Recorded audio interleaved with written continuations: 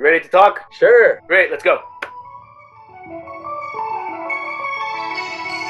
So this week we find for the first time an actual real opposition to Moshe. We've had the golden calf in the beginning where Am Yisrael were afraid they lost the leader, they were looking for something else. We had the mitonenim, the complaints, just complaining about nothing. They were in such a comfortable place, they allowed themselves to complain for no reason, right? And then last week we had the meraglim, the spies that seemed like spontaneous rebellion happening on the spot. But this week, for the first time, we actually have a structured opposition. It's a leader. It's a calculated move. It's a strategy. Taking with him sons of Reuven, the sons of the firstborn, taking with him 250 of the presidents, of the leaders of the community, and getting them all together to come and argue with Moshe, to come and argue about Moshe's leadership. And like with any other opposition, we're not afraid of oppositions. So what's so bad about it? What exactly is the problem with what Korach is doing? Sfat Emet and many others say that also his claims are not negative claims. He's saying Kol ha'edah kulam kedoshim. There's truth to that too. I think the Mishnah in Avot really gives us the key to understanding what's going on here when it says Eizehu machloket shelo l'shem shamayim Korach b'chol hadatot. In other words, it's not about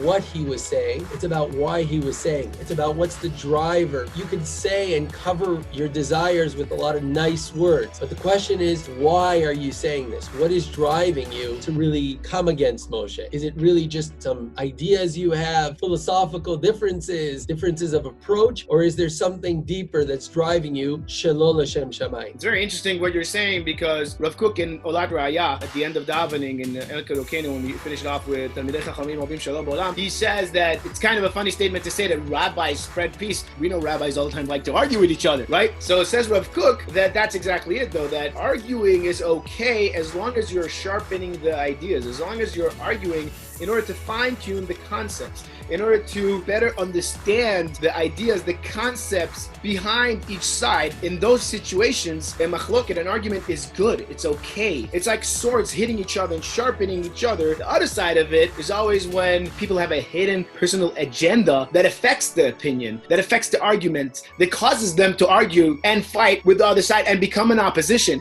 And really, that's the greater question with Korach, and that's a greater question in life in general. Top psychologists always say, when you climb high enough in life, when you do something big enough, you will always have an opposition. You will always have people who come against you. Lehavdil, on the other hand, paraphrasing from the past few weeks, Michael Jordan in The Last Dance, when people claimed that he was a bad leader and his leadership style was terrible, his response was, that's because you've never won anything. Meaning to say that once you climb high enough in life, once you climb high enough on the leadership ladder, an opposition will come. And really, you have to ask yourself, is this opposition legitimate? Is it coming from a pure place, from a pure argument, in order to sharpen the ideas, to sharpen the concepts, and maybe even sometimes to put the leader in his place to make sure that he's acting accordingly? Or is this opposition really doesn't have any hidden agendas behind it? And in such a case, there is no end to the argument, because they're not looking for resolution. They're looking for personal needs. They're not trying to improve what they believe in. The Sfat Emet actually continues and says sort of a recipe to succeeding in a good machloket, in a good argument, in a healthy one. This is based on the Mishnah. The Mishnah says, Im ein ani li mili. There's no one who can replace me. If I'm not there for myself, there's only one me. And this is why there's importance in machloket, because everyone represents themselves. There's no one else in the world who can replace them, and therefore it's important for everyone to bring themselves forward, to say what they think, to represent what they represent their idea. But the key is the next sentence, Im ein ani li mili,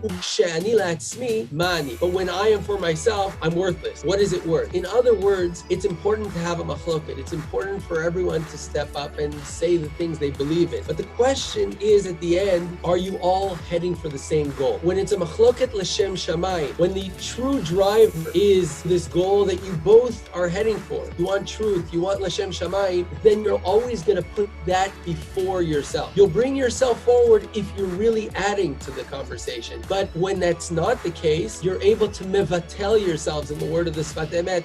You're able to put yourself aside when it's clear to you what you're heading for, what the real cause is, and you're both heading to that same place. You're both l'shem shamayim, even if you're coming from opposite directions. Rav Kook said it brings about shalom and not the other way around, because you have that same goal. You always have to check whether you're arguing because you want to bring yourself into the picture, or you're arguing because there is a real cause and you're really focused on that. Maybe this explains why HaKadosh Baruch Hu had to do a miracle to prove them wrong. What does just the idea of doing a miracle. Because, as we said at the beginning, it's not about what they're saying, it's about why, and why is hidden. Why is something that only HaKadosh Baruch Hu knows. The only way to really reveal that why is by HaKadosh Baruch Hu revealing it through a miracle. That's why HaKadosh Baruch Hu had to intervene, and the way Shlishi ends is by, after Korach died, everything went into the ground. They shall come and still argue with Moshe, Atem emitem et am Hashem, and then Moshe Rabienu and Aaron turn, and the Shekhinah comes down as if to say, HaKadosh Baruch Hu has Moshe and Aaron's back in this big argument. You know, when we don't have miracles to reveal that, it becomes our own responsibility to constantly look, when we're arguing, what is our real drive? Is it about ourselves, or are we still constantly focused on the real purpose, on the L'Shem Shamayim? Amazing. Love it, Yitzi. Love it. Go ahead. Great. Thanks, Yitzi. We'll talk next week? Yeah, sure. Great. We'll talk.